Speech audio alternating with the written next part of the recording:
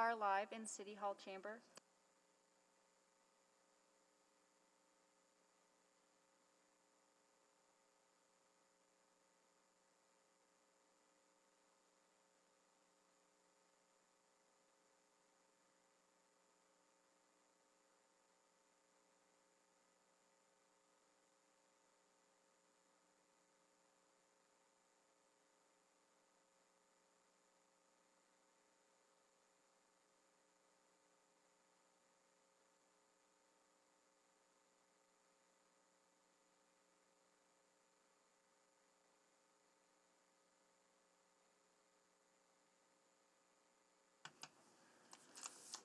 Good morning, and welcome back to Edmonton City Hall. I'd like to call the May 20th, 2022 Utility Committee meeting to order. And first acknowledge that this place where we are gathered today is the traditional land of Treaty 6 territory. We thank the diverse Indigenous peoples whose ancestors' footsteps have marked this territory for centuries, including the Cree, the Dene, the Saulteaux, the Nakota Sioux, and Blackfoot peoples. And we also acknowledge this as the Métis homeland and the home of the largest concentration of Inuits south of the 60th parallel. It has long been a welcoming place for all peoples who come from around the world to share Edmonton as a home. And together we call upon all of our collective honored traditions and spirits to work in building a great city for today and for future generations. I will now do a roll call of committee members. First of all, Councillor Paquette. Good morning. Good morning. Councillor Jans. Good morning. Good morning. Councillor Salvador. Good morning. Good morning. Councillor Stevenson. Good morning. Good morning. Councillor Tang. Good morning. Good morning. And we're joined as well by Mayor Sohi. Good morning. Good morning. And I don't know if we have others. Just let me consult the list of online attendees. We're also joined this morning by the utility advisor, Mr. Beckett. Good morning, Mr. Beckett. Good morning. Thanks for joining us today. And I think that's all for people on this side of the table. So I would take... Good morning, Councillor Cartmel. Oh, I'm sorry, Councillor Wright. Always miss one. I'm sorry. My apologies. And Councillor Principe is here as well. Oh, well, forget it then. Anybody else? Good morning, Councillor Principe. Good morning. I'll take a motion to adopt the agenda. So moved. Thank you, Councillor Stevenson. Please vote. In favor. In favor. Oh, never mind. In favor as well.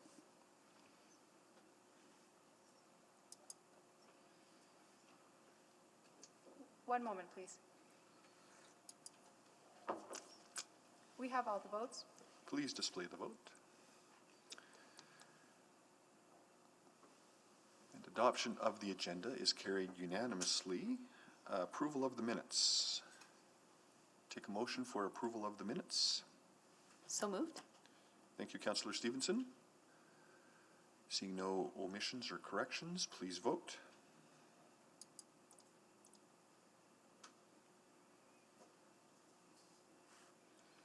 Yes. In favor. We have all the votes. Please display the vote. That is carried. Protocol items, I'm not aware of any. Selection of items for debate. There is only the one item, so I will select 6.1.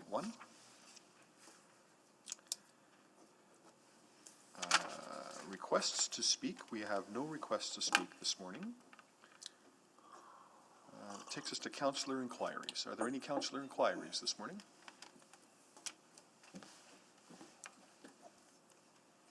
Hearing none, we'll move to item 6.1. And we have a presentation available, so I'll pass it over to our EPCOR representatives. Thanks for joining us this morning. Thank you very much. Can you guys hear me okay? Perfect. So good morning, councillors, and Thank you for letting us be your only agenda item for the day. Hopefully we have a good discussion about what really is a big success story for Edmonton in terms of our changing water consumption patterns and the opportunities it's going to provide for us going forward on infrastructure and the city plan growth. My name is Susan Ansell. I'm the Director of One Water Planning in EPCOR, looking after the strategic planning for the water cycle. With me here today is Steve Stanley, our Senior Vice President of EPCOR Drainage, who will assist me with any of the difficult questions that come our way. As well, we have Heather Zarski and Spencer Gerlach from my team, who did much of the heavy lifting and analytics that went into this report. And they're available if we need additional questions on there. This presentation is actually a set of a series of presentations we plan to bring forward to Utility Committee as we modernize our design standards. We're looking at basically from a bottom-up approach through a One Water lens of what needs to be adjusted considering modern construction techniques and changing patterns of how our customers interact with our systems. Next slide, please. My presentation is going to cover three sections. The first will just talk about a little bit more about the initiatives we have underway to modernize our standards. As well, I'll go into a little bit of detail of the highlights of the report that was submitted, and then finally close off with what our next steps will be as we continue to go forward. Next slide, please. So One Water Planning was formed in EPCOR in early 2020 to bring together our strategic planning teams across the water cycle. Previously, they were working individually, focused on their specific assets. And, you know, despite the multiple shifts in working arrangements throughout COVID, we have actually made significant progress into our new approach of approaching our strategic planning. The deliverable we're bringing here today is one of the first pieces of work that was completed and has having impacts already in terms of our future planning. We're also working very closely with the City of Edmonton's growth management team to determine the infrastructure needs to support the city plan, in particular the nodes and corridors and district plans.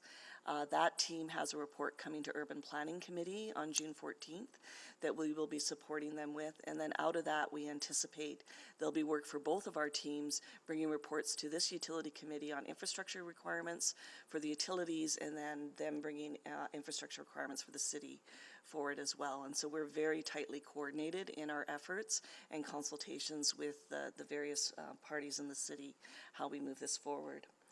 The other piece we're working very closely with is with Fire Rescue Services and the Development Approvals team in terms of the fire protection standards. That is a big part that has also changed. Modern techniques for fighting fires are different than they were in the 1970s when those standards were first formed. Those standards were also first formed when the predominant growth was greenfield. And so, you know, you didn't have a lot of detail of what building was going to be built. You just had the land zoning, and you had to assume that, you know, the maximum requirement of fire protection was required for that. And so we will be bringing a very similar report to this report on fire protection standard recommendations jointly with Fire Rescue Services before the end of the year is our commitment on that. The two other items that we are working on in One Water Planning that are key point for us are the Inflow Infiltration design standards, and so that's excess rainwater and groundwater that gets into the sanitary system and eats up capacity in that system and increases flooding risk. We have capital programs funded through our Stormwater Integrated Resource Plan that are addressing that issue, and so that portion of the standards, because it requires monitoring, will be a little bit further behind to come forward.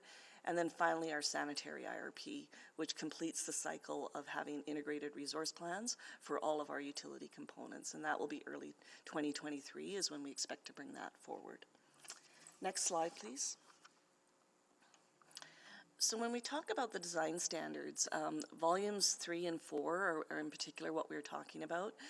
Volume 3 is the drainage standards and volume 4 is the water standards.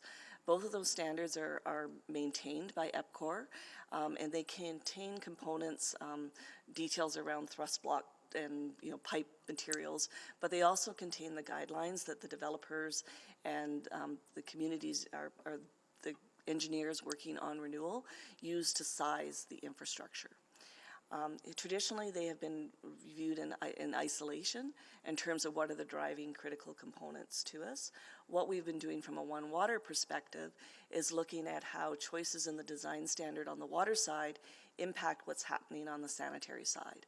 And how do those choices also impact our ability to accommodate growth and manage for asset management and climate change. When we look at infrastructure sizing, there's really 7 components that drive the sizing of the assets that you install. So one of them is the water consumption and sanitary sewer generation rates that you assume for how much water and sewage is going to be in the system. The firefighting requirements drive the local pipe sizes and the hydrant spacing. So that impacts your ability to accommodate growth. On the sanitary side, the velocities are what's really important, and that's driven by the flow rate and the size of the pipes. And what we've been seeing in Edmonton is with our success in water conservation, we've created an odor issue in the city because the sewage is not moving as fast through the pipe system, and that is causing more corrosion. And so that's what we're trying to find that balance of, and is really right-sizing the sanitary system so we're not causing corrosion in the system. And that's a key part of this work, is to support that initiative.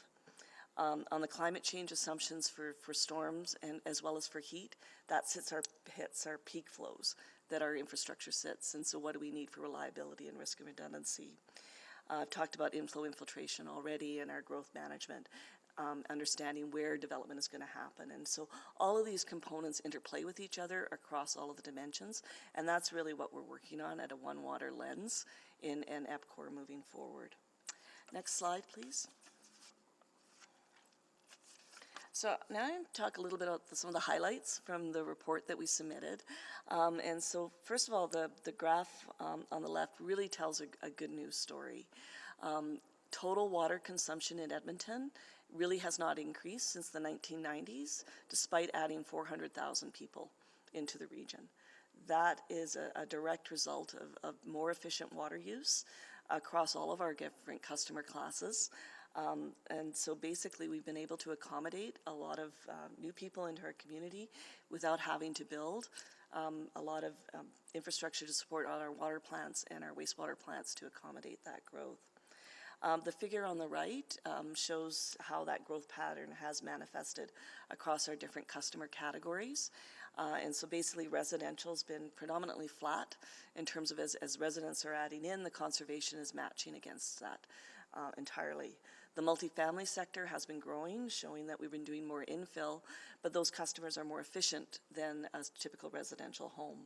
The commercial sector has really been the workhorse here in terms of being very efficient and reducing their use in the system. And then on our regional side, we've been adding more and more communities to the system, and so that's been growing as our outreach. I mean, Edmonton's water right now almost goes to the Saskatchewan border in terms of the size of our network. So it's a big network. We're supporting a large region from Edmonton on that, and that's reflected in their growth trend.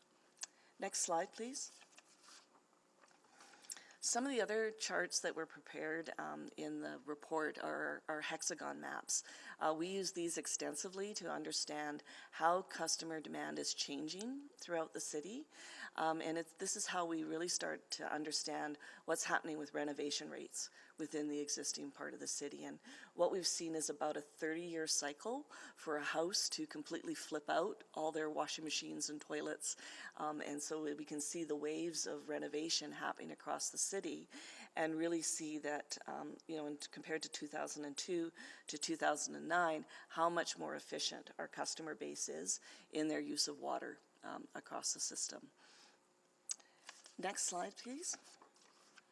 Another piece of analysis that we did was really supportive to changing the design standards is we took the city's definition of neighborhoods, developing, established, mature, and core, and calculated what the average water consumption was in each of those neighborhoods and how that reflected against the design standards. And so the bright yellow is basically our developing neighborhoods, and you can see they're very clustered in the lower level.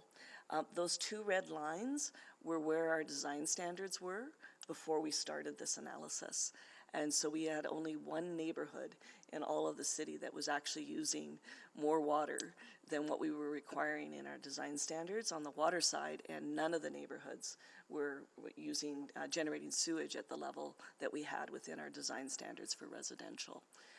So immediately after this work was done, we dropped the design standards for water and sanitary to 220, recognizing that that was a start until we could get further into the analysis. Next slide, please. This slide just shows, the images are just the different types of housing that reflect to the previous chart in terms of why there is a bit of a difference in terms of how they use water. There's different yard sizes, different types of housing stock in there. But we also wanted to highlight on the chart the seasonal water use in Edmonton. Edmonton has been very good at not watering their lawns compared to where we were in 1992 when we really started our conservation programs. Seasonal water use is about 5% of our total water use, and as we move forward with our stormwater integrated resource plan and add more green infrastructure, that number will further decrease. As we're able to capture that rainfall when it lands and use it on the soil there, as opposed to having to add supplemental water after. So again, very positive news story for us in Edmonton. Next slide, please.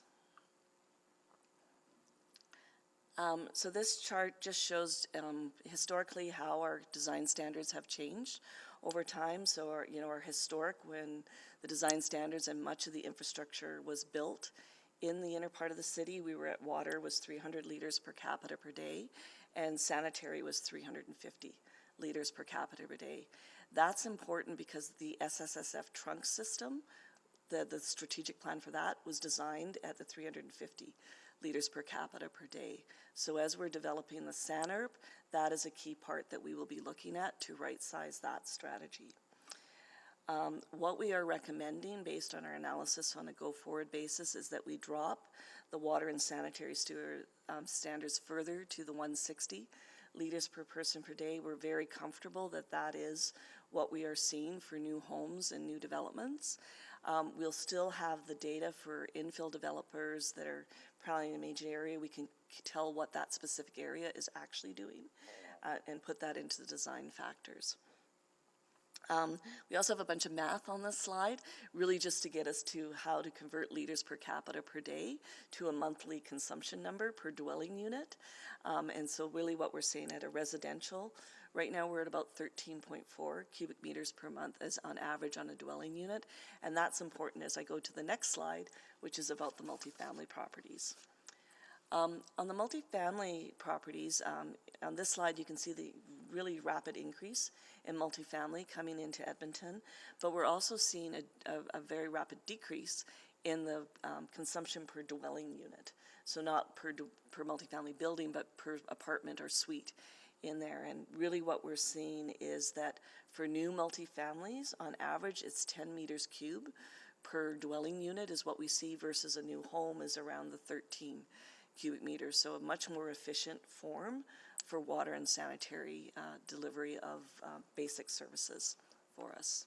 And we are recommending for developers going forward that if they're planning multifamily, to not use the residential rate, which they would have used, but to actually use this 10 cubic meters per month, which is more reflective of what gets built for multifamily or what we see. Next slide. So the really interesting part of our analysis was the commercial, industrial, institutional category. And again, going back to how these original standards were developed was to support greenfield development where you didn't have a lot of knowledge of what business or building type was going to be built. And so what we had was a standard that was 20,000 liters per hectare per day, and it basically represented that 85% of the properties could be accommodated with that design. But when we actually dug deeper into it, we realized that 85% of our customers use less than 5,000 liters per hectare per day, and it's particularly evident when it comes to warehouses, which are at 400 liters per hectare per day.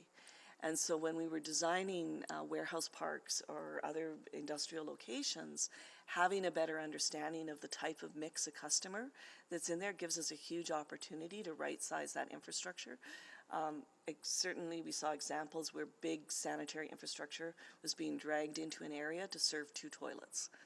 And so that's something where we have a lot of opportunities to optimize in our industrial sector in there. Next slide, please. Because it is more complex from a planning perspective, and I'm not going to, there's a big eye chart, but basically what we wanted to show is we've developed a flow chart that we can use with the development community as they're planning their particular developments, and depending on how much information they do have. If it's similar to like traditional greenfield, we're recommending dropping that to 15,000 liters per hectare per day from 20. But if you do have more information on zoning or your actual business use, we can work with the developer to say, you know, my development's equivalent to this property somewhere over here.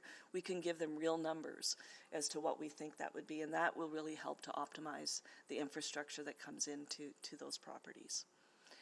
We are set up for when the zoning bylaw is renewed to regenerate this chart based on the new zoning bylaws. It's a very quick GIS query to make that replacement, and so we're ready to do that. Next slide, please. Throughout this process, we've had lots of dialogue with various individuals, you know, with city planning as well as the development community, the SSSF committees that are made up of city, ourselves, and the development community. We've also presented this at the Regional Water Customer Group as well as with a number of the EMRB members. County of Sturgeon is incorporating this into their design standard updates, which are underway right now as well. And we also supported the Bremner node analysis for County of Strathcona with this information to look at what infrastructure they would be requiring to support that node. So we really want to get this information out there and work with different parties on how to use it going forward. Next slide, please. So as we move forward and continue to modernize our design standards, this is a new process, so certainly working with the developers, it puts more oomph on us to be at the front end with them in terms of defining their designs. Historically, they would pick 2 numbers out of the design standard and run with that, and then we would review. Now we're looking at a more collaborative process with them to understand what type of development they're planning and what are the appropriate design assumptions to use. We already have an existing process where we do that to give them the starting water pressure and their connection points to where they're hooking up to. So it's not an extra work process, it's just an enhancement of that current process to give them a bit more information to improve the design process. We are reviewing and validating our plans for upcoming major sewer trunk and water transmission investments. And already seen potentially a $100 million reduction in sanitary trunk investment required in southwest Edmonton. We're just finalizing that analysis there, so big improvement there. We are, as I mentioned, working with fire rescue services on the fire flow standards piece, and we'll come back to committee when that's ready with a number of recommendations of alternative approaches similar to this to manage the fire protection item. We have system-wide monitoring being installed to help us understand the inflow infiltration standards for the sanitary network, and we will put a process in place to make sure that we don't drift for another 20 years before we update again as these things update.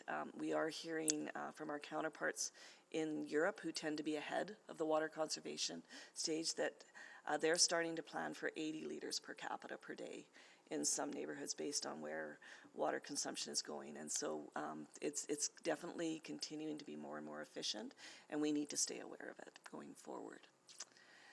Next slide, please.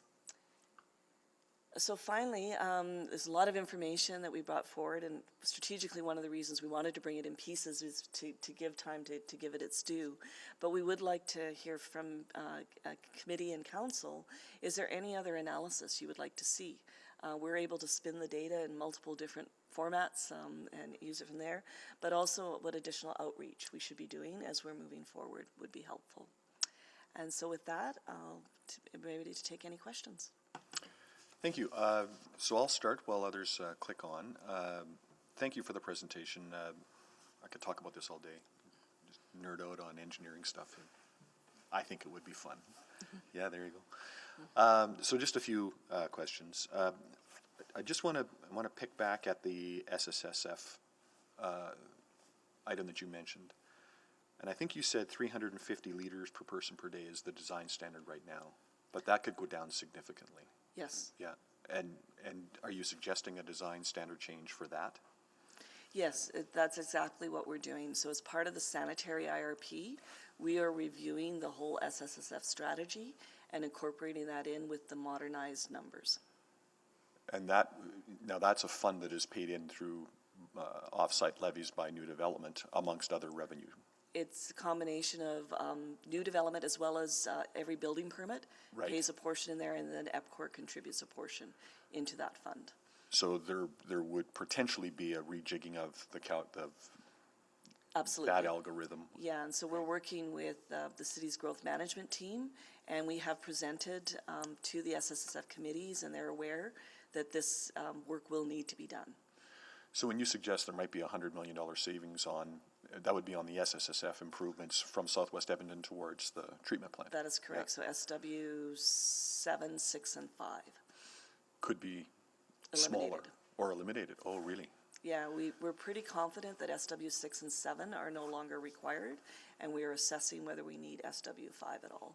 And that's about $100 million of transmission main. So I just want to check my assumptions. When we talk about 5, 6, 7 and those SSSF pipes, we're talking about essentially 12 giant radial pipes from the core of the city extending to the reaches of the city, kind of, sort of? SW 7, 6, and 5, or 5, 6, I should count the correct order up, basically come from Ambleside to Riverview.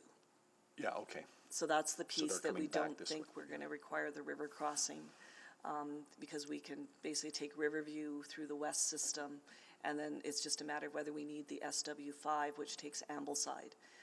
In there, we have SW 4, which we think will be sufficient for the development that we've got developed in there. So it's a bit of looking at where Glenridding is going to discharge to. Right, and then we have neighborhoods coming to the south in the next 30 to 40 Yeah. years. And that's the analysis work we're working through right now. It will go through the SSSF committees, and then we will bring it forward. I think the SSSF work goes to executive committee for approval on changes to the plan. So if there's $100 million, and I'm not holding you to that, but Yeah. if there's $100 million to be saved, does that go back to the SSSF fund, or does it come back to a rate filing and a reduced rate? That is funded through the SSSF fund, and so there are other segments of SSSF that will still be required. So it basically balances what we need for the future. Rejigs that account? Yeah. Yeah, okay. I wanted to ask about combined sewers, and I believe we still have an ongoing program of essentially separating the sanitary from the storm in those neighborhoods that have a combined sewer system. We have strategics targeted combined sewer separation. What we have is a program to reduce combined sewer overflows. And that's the issue. And so the overflow is the issue from there. And so our SERP strategy is about slowing the rainwater that gets into that combined sewer system so we don't have the overflow, which should result in less need for separation. Yeah, so I wanted to, and so correct me if I'm wrong, clearly, but it sounds like we've got, a bit of a less of a demand on the storm, or on the sanitary side in that one pipe, but an ever-increasing demand on the storm side of that pipe. So does that still present a That's bit of what a the moving SERP target? strategy is addressing. Yeah. So if we're successful with our slow strategy and our secure strategy in SERP, that will remove that water from those pipes. And that lives generally on the storm side of that calculation, that if we take the storm surge out of the equation, the pipes don't overflow into people's basements. Exactly. Yeah. The other advantage is what it's doing is it is actually providing the capacity for the growth to meet the city plan. And so we take that water out, and then we've got more capacity to carry the sanitary to hit the growth. So we're not building new sewers in the core to Exactly. serve the growth at the edge, That's right, ideally. yes.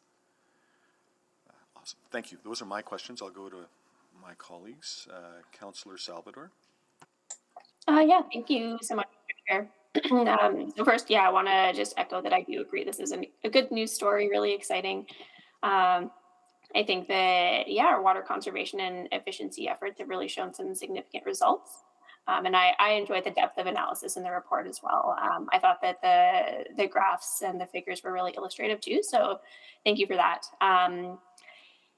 Yeah, I wanted to ask, I know it was mentioned briefly around some of the uncertainties that come with the impacts of climate change. And I guess I'm wondering, do we have any sort of projections or modeling for what those impacts could look like, and how that would influence usage rates? If we had, I'll say more dry or hot weather, obviously I think we'd expect that to increase, but do we have any projections on that?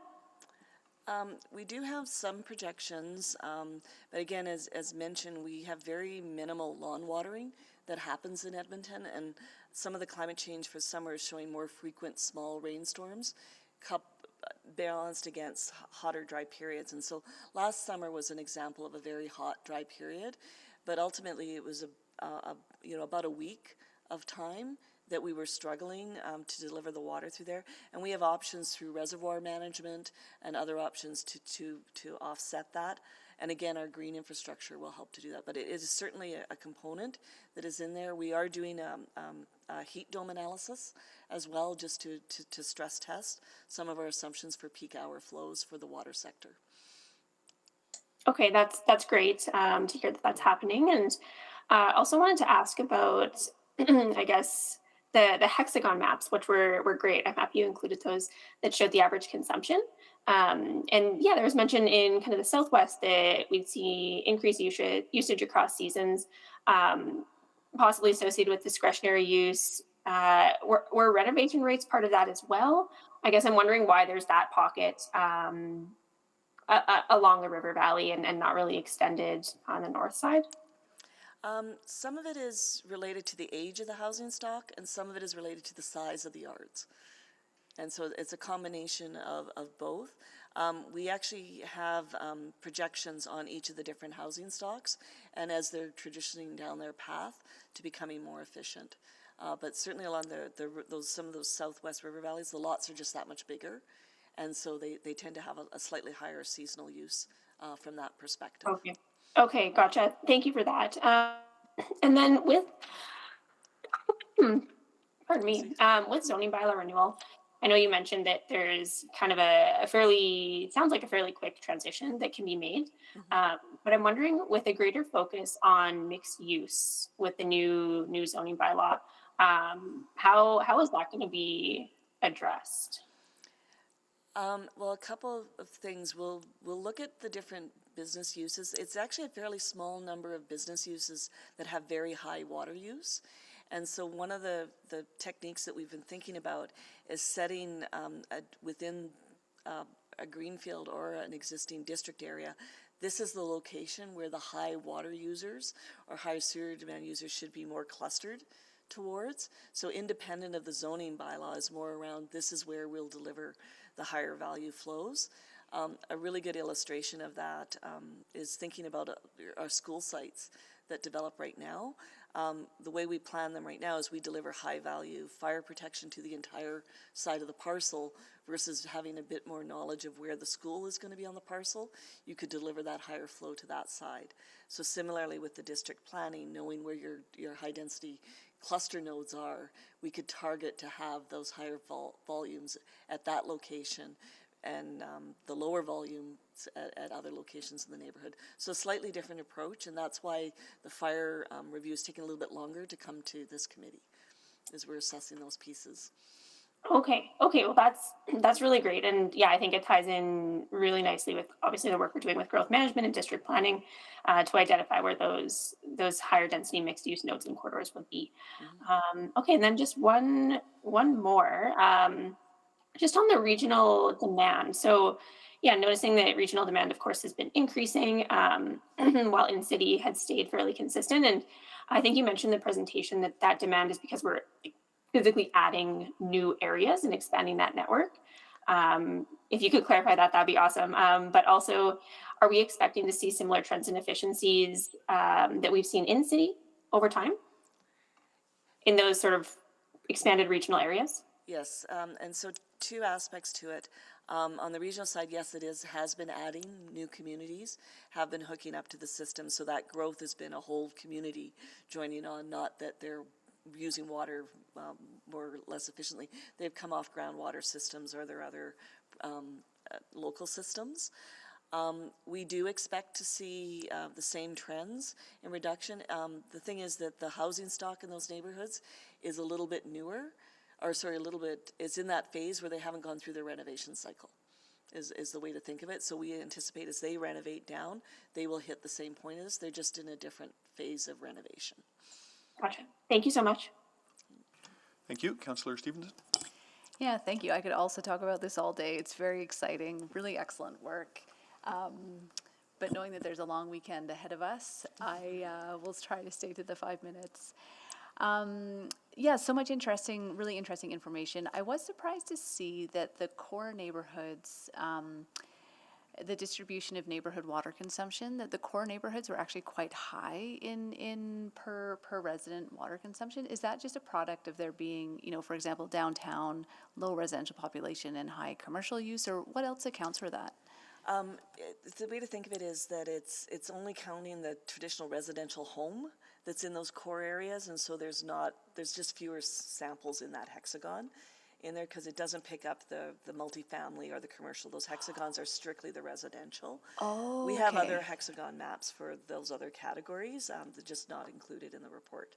Oh, okay, so the residential doesn't include the multifamily. Okay, so then on that, then I guess it seems like there's some really clear data that that multifamily, the actual consumption per unit is quite low.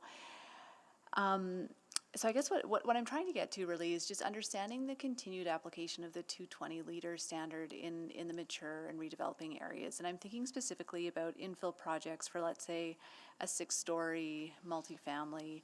I know many projects actually just end up dying because they can't afford the water upgrades that are associated. But given that we know that the actual water needs are going to be lower than that standard, I'm just wondering what opportunities there are for that site-by-site assessment. Maybe I'll just start there and then. Yeah, and so absolutely, that is what we're recommending. The 220 was that we didn't think we should wait with our findings, and so we got the 220 out right away to say, well, we were continuing this analysis, put that in there. We are recommending the 160 and the 10 meter cubes on a go-forward basis now. Oh, even within mature neighborhoods? So within a mature neighborhood, we would recommend the 160 and the 110 for the specific property that is being developed, but you would use those other numbers because you're inserting that into an existing area, and so you want to use the planning numbers for representing the surrounding properties of what's actually happening. I'm not sure I followed that, sorry. Sorry, yeah. Maybe the other way I'll describe it, from a water system perspective, it typically doesn't drive the pipe sizing, regardless of what we do in the infill development. The fire protection is what's going to drive more the sizing there. The domestic consumption is probably not going to be the deciding design factor. It's more of a concern in the greenfield for the full pipe network. Gotcha. Okay, so then we're back to The fire protection. the fire protection, which I know we don't need to stress any further, just how much I anticipate and look forward to that report. I think that's so transformative and really, really critical for our city. So please, I think I heard Q3 coming forward. That's our target. Great, that's wonderful. Really, really looking forward to that. Just really quickly, just some clarifications. I noted that the regional demand had been growing, and is that only because, as you mentioned, we're getting more and more clients, or has the water consumption patterns not changed in the same way in the surrounding areas? It's a combination of two. So it's the addition of the new properties, also new industries in there. So they have a different mix of commercial, especially in the Fort Saskatchewan area.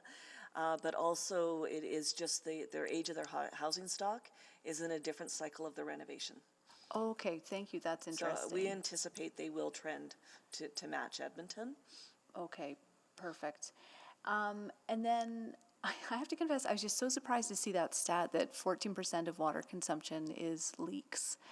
I think in the there was a pie chart that showed what a residential household, how it breaks down to washing machine, toilet, faucets, and then 14% in leaks. So just that seems like a huge opportunity for consumption reduction just there. Wondering what work is being done in that space. So in terms of where we're moving forward with our AMI system that was funded in the last PBR on the water side, that's going to help provide the consumers with that information to drive that particular number down. Currently, because we bill on a monthly basis, you don't get that level of detail to chase those slow leaks. You find the big leaks because they end up with a big bill, but the small ones will, that was what our AMI technology that is starting to, we're in the, I think the, I don't know if we're in RFP or RFPQ state on that, but as that rolls out, that will provide that level of detail to the consumer to manage those leaks and chase those down as well. And that's actually probably how we'll get to the 80 liters per capita per day, is chasing that piece out. Great, And great. is another reason why we're confident with moving to 160, because we're heading in that direction. Excellent. Thank you so much. Thank you. Councillor Tang? Thank you, Mr. Chair. Yes, it was actually quite refreshing to read this report this week. And while I don't have the technical knowledge of some of my colleagues, I'm just gonna ask some questions. I may need a couple rounds just to check my understanding, and hopefully from there you'll get some of the feedback you're looking for. I know that, for this report, there wasn't necessarily GPA plus analysis done, but I was curious because you are taking the mapping approach. And I feel like I can make some assumptions about trends, but I'm wondering if you layer on maps of, say, socioeconomic status and that kind of stuff, which I think we may have through city plan, are you seeing any trends sort of in those regards, in some of the equity lens? Yeah, and so absolutely, those are the types of analysis that we are doing in terms of understanding, and as we move forward to prioritize initiatives going forward and in what area we go forward. And so we're just taking initial steps in that. Part of it, we wanted to wait for the most current census data to come out from Canada, the Canada Census, and that data is just being released in waves. But we've also set that up to consume that GIS data and do a similar type of analysis. When we started our conservation programs in the early 1990s as well, that was a key part of us targeting messaging to different industry types and consumer groups, and we continue to do that today. So then maybe for the next reporting, we can probably expect Have a bit more information on that, yeah. Yeah, that'd be great. And I know you mentioned, generally kind of North America-wide, Canada-wide, there's a general trend downwards, but I am curious in terms of percent of water use decrease, how do we compare within the region and with other major municipalities, and any practices that we can explore based on jurisdictional scan? I would say we are leaders, certainly in Canada and across North America. Edmonton is unique in that we've been fully metered since 1914. So very, very long history of having a fully metered system, which is the #1 principle of efficient water use. But our work that we started in the 1990s, really diving into this and looking at, put us well ahead of the averages across across Canada and across North America. I think we have a little bit of unique because of our weather patterns. We don't have the large outdoor water use component that some of the communities in the Southwest United States have, that tend to take up all the conversation about water efficiency. But for us, we are definitely in the lead across the country and across North America in our strategies and approaches. That's good to hear. Thank you. And then I think your report touched a little bit on sort of impact of COVID and stuff, and much of the data is 2019 pre-pandemic. But I was curious how COVID affected water use. My assumption would be that residential, increase while commercial decrease. And 2022, are we seeing a bit of a back to equilibrium? Yeah, absolutely. Those Hexagon Maps have been used for that analysis as well. And we were able to see the increase in the residential sector, also the decrease in the commercial sector, and which industries in the commercial sector decreased initially, and we are able to track how they are bouncing back. So there is a whole report and presentation on that that we could bring as well if there was interest. That's great to hear. I feel so when I was reading this, I had this question, but I don't even know if it's technically correct. So apologies for my ignorance on this question, but I'm just curious.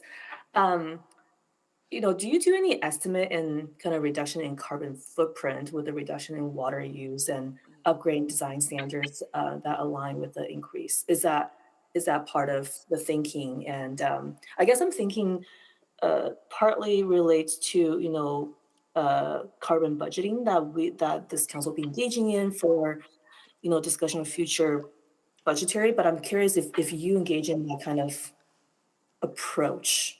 I'm going to pass this one to Steve to give him a Yeah, question. So we do in a sense. So we do have carbon targets across the board and reduction in those. And we've been tracking that over time.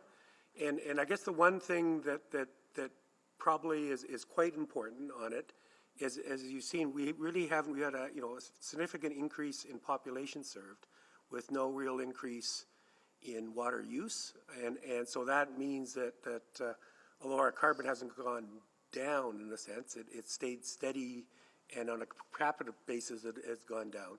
And then we're doing a bunch of things to reduce that carbon use to a point that for electrical use, because our biggest carbon use is actually pumping of all this water. So the less amount of water that we have to pump and use is going to reduce our carbon use. And then, I think you're aware that we're also working forward to make that electrical use completely green here in the next couple of years. So through the solar farm and a wind farm. Okay. Yeah, no, that's helpful. I'll come back. Thank you so much for those responses. Thank you. Mayor Sohi. Thank you, Mr. Chair. This is absolutely such a wonderful story of how consumption pricing drives human behavior, right? So, and also the good work that you're doing, collecting data, and then leveraging that data to make good decisions, right? Informed decisions is really good to know the work that EPCOR is doing in this area. I have a couple of questions related to, what more? Like, what is next on the water consumption and efficiency programming? Yes, we're a leader in Canada, North America, but you talked about European countries, still consumption's lower there. Like, so what is next on that? Yeah, so I think there's two dimensions to it. One of them is we are looking at those socioeconomic dimensions in there, and that's part of the analysis. So we're gathering that data to do that analysis. I think the part that we're very uniquely positioned is our understanding of our commercial customers by their different industry categories. And so we can start to do things where we compare all the hotels or compare all of those and identify who's a little bit out of the norm of others. One initiative we just recently did last year as well is with Edmonton Public School Boards. We were able to give them charts showing their water consumption per student. And so out of that, they could compare how they were compared to the fellow schools to chase down, do they have a leaky boiler or something like that. Also being able to pull that into perhaps efficiency programs, educational-wise, into their schools with that. And so that's a very simple data set that we were able to create for that particular sector. That's great. We can do the same thing for other sectors as well. The data is positioned now that we can do, it's really infinite in terms of the different groups we can work with. No, that's great. So my next question is, are like working with the city and the sharing of the data, both between city and EPCOR, are there any barriers in that, or like how is that going? That's going very well. We've just in the last 6 months have set up a formal open data committee between ourselves and the city, and so we're looking at how we can get more of these data sets available on the open data portal. That's to support the developers, but also the city, and similar how we can better consume those informations. And so those teams are meeting regularly, and we anticipate, certainly as we move forward on the fire protection, we'll have a number of new data sets that will be loaded up on open data portal to support. Okay, so there's no hesitancy. No, we're working very well together and sharing. And there's our good data sets. coordination on the growth management plan, right, Yes. and all that. Good. That's very good to know. And also, the city has a very ambitious plan, and EPCOR is part of that on climate resiliency. And this is actually a good story on climate resiliency. So, and other aspects related to water that tie into the city's climate change plan, and that the work is going in those areas as well. One of the interesting pieces of work that we've been doing with the growth management plan is looking at, for the priority nodes and corridors, is there an alternative approach to upgrade the infrastructure versus what we've been doing historically, which is waiting for an individual development to come forward and then analyzing what's there? So we've taken the 9 priority nodes and corridors and said if we had to put in targeted infrastructure that opened up the development for the entire area, what would that consist of? How much would be in there? And so in some cases, in one area in particular, we've saw a 70% reduction in the infrastructure that would potentially be required to update it by just putting in a spine water pipe down one street versus having to upgrade the existing pipes in there. And so that is the work we anticipate will come back later in the August timeframe after the growth management team has presented urban planning. So instead of looking at individual application, look We at the would go in whole and say area, this then corridor- identify the needs. Yeah, this corridor needs this pipe installed, and then the development constraints go away. That's pretty good. Actually, that's forward thinking and getting ready for that development. That's great work. And on the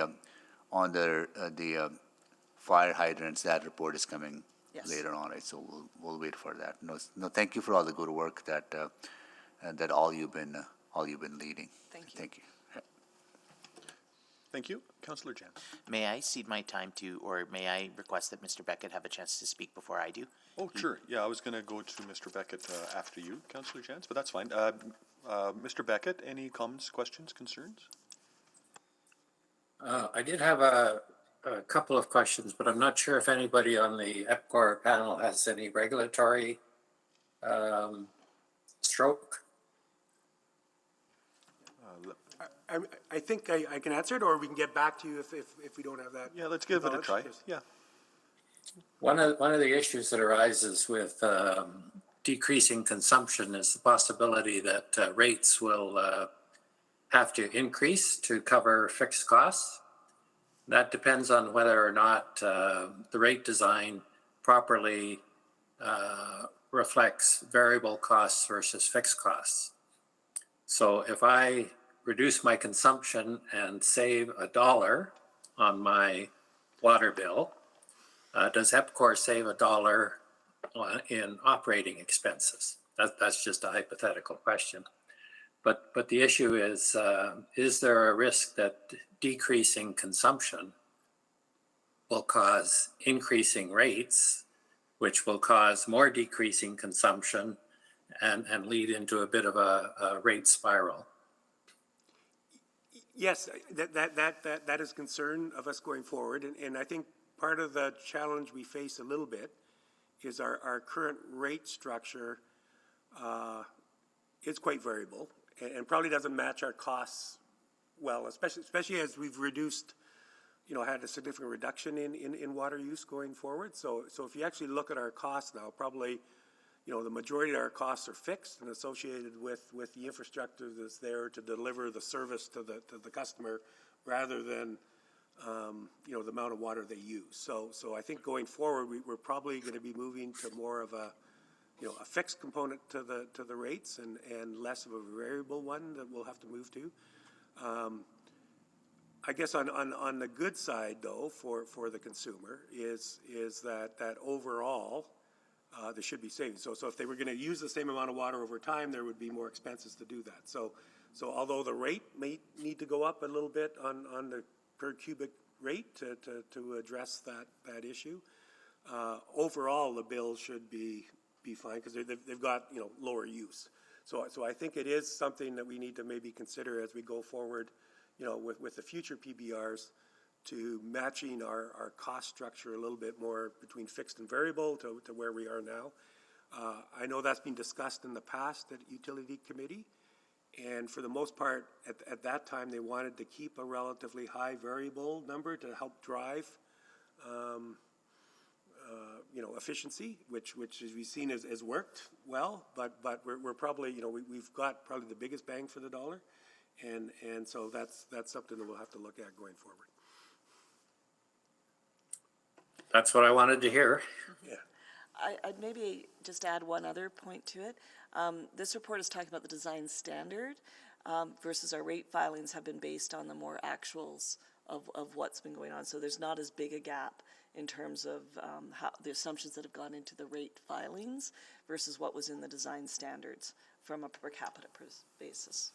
Yeah, and then I guess the other, just to highlight on that too, with the lower design or better design standards, you know, our hope is actually that the amount of infrastructure that'll be required to service our customers will also be more right-sized, and ultimately that again is a gain for the consumer out there.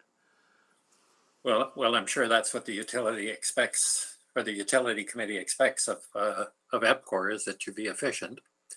But the rationale for the question is you've given a very clear description of decreasing consumption, and that leads to issues of rate design. But I'm happy with the answers that I've got.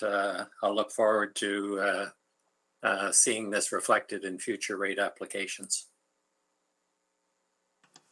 Great. Thank you, Mr. Beckett. Councillor Jens. Thank you. When I was reading through the strategy, I was looking at or thinking about what recommendations as we go forward with our city plan would EPCOR make towards the city. I don't think I saw a recommendation around low impact design. I saw some discussions about low flow appliances. We've talked a bit about energy labeling and the new building code and how we can try and not just for the low flow toilets, but other pieces as well too. What we can do and what we can advocate for. I recall in the past, there's been conversations about lawns and whether or not we should change bylaws to require different kinds of more naturalized landscaping. Also questions around roofing. Are commercial, industrial paying their fair share of drainage and runoff, and the parking lot problem where we have parking lots that are filling up much more water runoff and usage than some of our residential. So there were a number of I kind of was at the so what, now what, and just trying to think of the now what, and what if there were recommendations that EPCOR wanted to see council advocating for, or that EPCOR would be advocating to the province for, what could they be? Yeah, and so actually all of that, those dimensions are actually covered in our stormwater integrated resource plan. And so that was presented to the previous utility committee before council, but our SERP SLOW theme has $500 million targeted towards low impact development being implemented throughout the city, an additional $500 million in dry ponds to move that forward. As we're preparing for our next PBR rate filing for 2024 on the drainage and storm system, we are in the process of looking at the rate designs on the storm system and how they incent the behavior that we want to see related to that. So it's not, it's absolutely being worked on, and there are components of the design standards related to low impact development. And haven't, it was just, it's in a previous. So it's somewhere else, yeah. It's somewhere else. Okay, I'll follow up with that then. And the other pieces around energy labeling, water labeling, other requirements, efficiencies, building code, what other pieces would? I don't know if we have anything really specific in that, because, you know, over the years we've done it, and a lot of it's already available in industry already, and so requiring us to give it an extra oomph has not been necessary for the last few years. Certainly in the early 1990s, we had to take more of a lead with that, but now it is much more available. It's very difficult right now to build a house that's very water wasteful. Yeah. You just can't get the appliances and the toilets. And so it's less of a focus for us, but we have done it in the past. Following up on Councillor Stevenson's question, if I understand, developer wants to build a sixplex. Right now, six-story. They're being told 220s has been the standard, but we're willing to go down to 160. But if I understand the response, the barrier to moving ahead with that project is still the fire. But we've seen a dramatic decrease in the number of fires with built-in integrate, sprinklers and everything else, building code changes, et cetera, et cetera. So to what extent are we, and is this an EPCOR problem or a different problem of the fire requirements in Flow? It is a joint, it's a joint problem of us and the fire department that we are working through to resolve, and I think we have a path out. Right. That will work well. Right now, what is, each development is coming forward with their specific development. The fire department is reviewing and right-sizing their fire flow requirements. We're working to develop a process that will eliminate that extra step in there, that we can get that at the front end as the developer is looking for potential locations to build. One simple variation that looks to be very promising, our current Hexagon map is based on the 400-meter distance.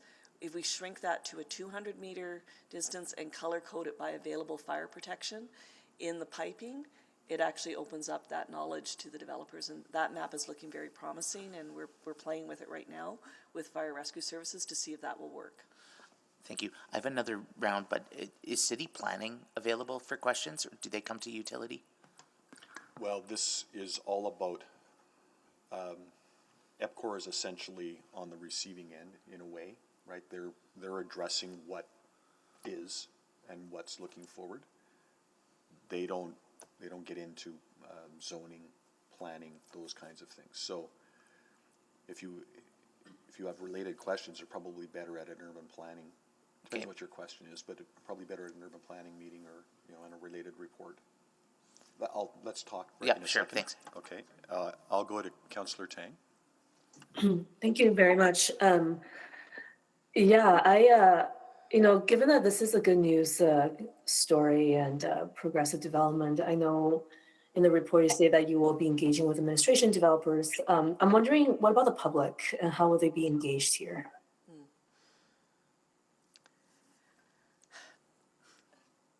I don't know if I have a direct answer on that. We've been so focused on getting this out into the development community, and the public's been along the way with us. But I think as we move further into the next step of understanding that socioeconomic dimension, there's a broader role out into the public again.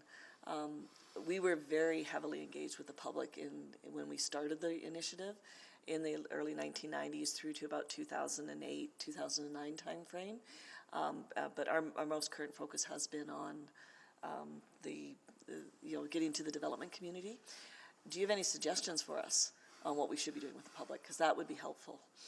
Yeah, I'll have to think about that a little bit. I also imagine our communication engagement folks might have some input on that.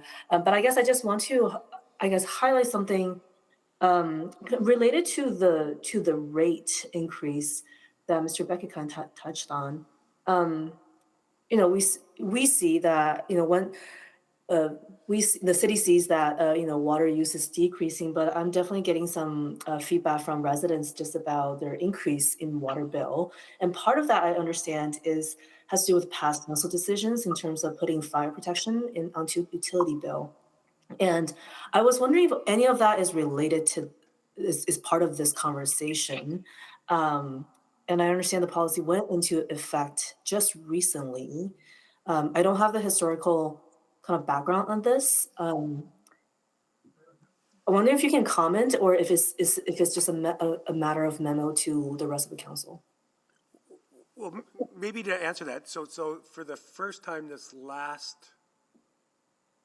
billing cycle, so the new PBR that started in April, basically the fire costs were put onto the individual bills. So before it came out of the tax base, and that money would come over to EPCOR, and that was now moved to the water bill. So I think in theory the idea was that there was a reduction on the tax side for the customers, and then that was transferred over to the water side. So with that there was an increase in the water bill that occurred. But if you looked at kind of the historical water bill, I mean, it was a pretty low increase if you didn't account kind of this additional cost associated with fire protection. Yeah, I mean, fair enough. I just relates back to engaging the public and how to do that. While this is good news, I can also see potentially some education required, I suppose, because there's so many factors that goes into, the bill we get at the end of the day. But anyways, so yeah, so I just want to flag sort of the public component of this for you. Thank you. Okay, thank you. Councillor Stevenson. Thank you. Yeah, just I've been thinking about, so I'm thinking about some zoning changes we made, for example, removing minimum parking requirements. And one of the things we always said is that we're changing the standards, but the actual change on the ground is going to be slow and incremental as it goes kind of site by site. And I was just wondering how I can think about that in this context, in terms of thinking of our mature neighborhoods, thinking of the existing infrastructure that exists. And I guess where I'm going with this is there value, knowing that it will take time to change over the whole system, the whole network that's already built? Is there value in sort of moving even faster with reducing those standards? I don't know if that line of questioning makes sense to you, but just trying to think about, again, I guess I just worry about, like, if we take an incremental step, that infrastructure will still be around for quite a long time, right? Yeah, the infrastructure is typically 80 years service life. I'd be cautious on reducing the standard. I think we want to do a data-driven approach of what the actual patterns are. In Edmonton, we don't know if we're going to get the exotic European toilets in our water use patterns. So I want to stick with a data-driven approach, and I feel if we do more frequent updates of those standards, we'll be okay through that. Considering that the local pipe sizes on the water side, it's primarily the fire item that's driving that. On the sewer side, it's the inflow infiltration that's driving that. So if we're successful in reducing the inflow infiltration, I think we're going to be okay from a growth perspective to manage through that. Yeah, no, that makes sense. I guess I just worry again, and maybe I'm just not thinking about the sequencing right, but again, if we sort of know that we want to be reducing, even though we haven't reduced yet, I appreciate your point that we kind of want to wait for that reduction to happen before we make changes to the infrastructure. But it's just that if we're continuing to build the infrastructure now at our current usage, like, that will be around for 80 years. Maybe another dimension I'll talk about, and it's getting into IRP techniques, which I think we'll bring forward. So traditional master planning would be really driven by those growth projections and all there. With an IRP technique, what you do is you look at your risk and reliability of your system.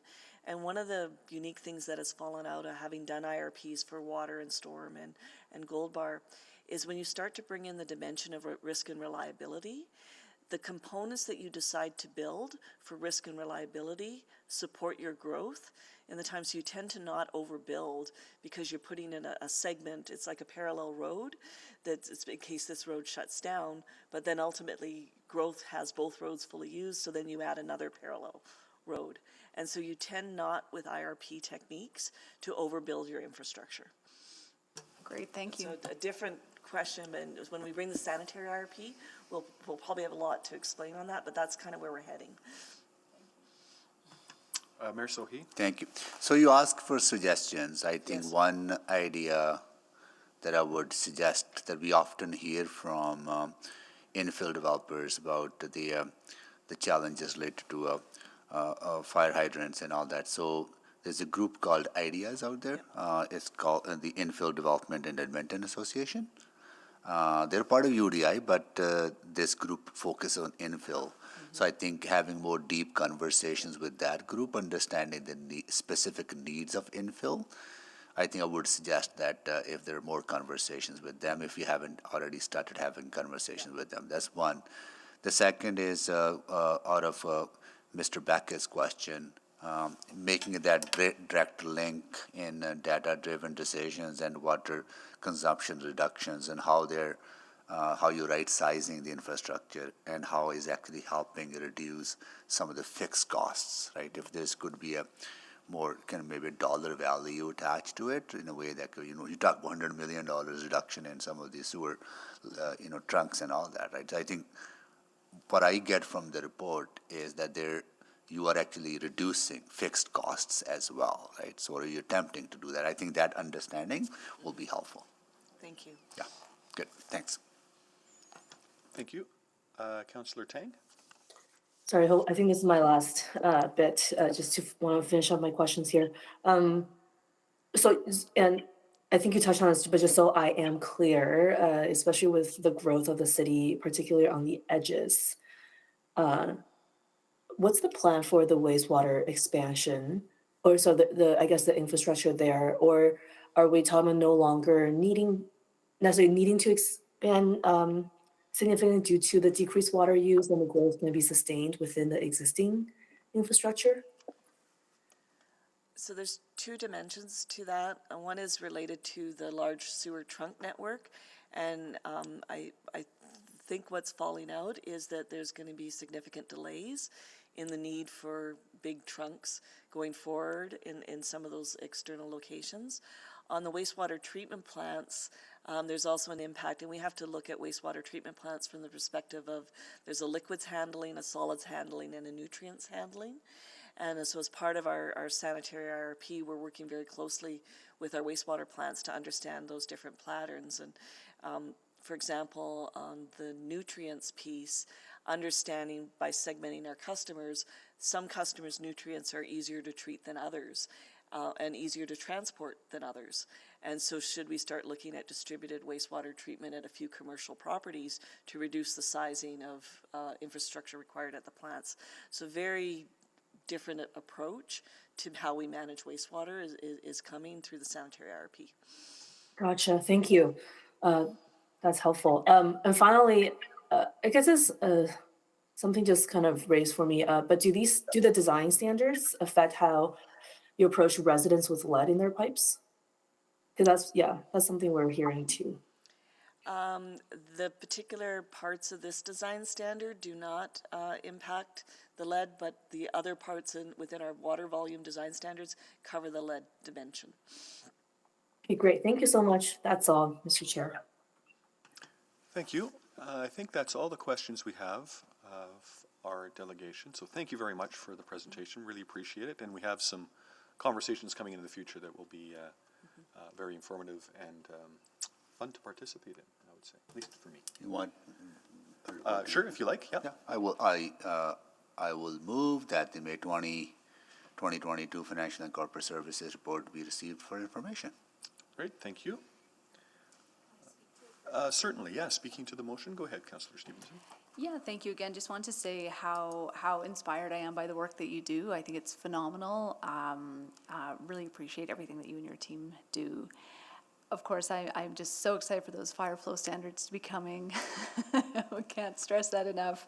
That really is such a critical part of the city building that we want to do. So thank you for the work that you're doing on that, and very much looking forward to that report. But delighted to accept this report for information.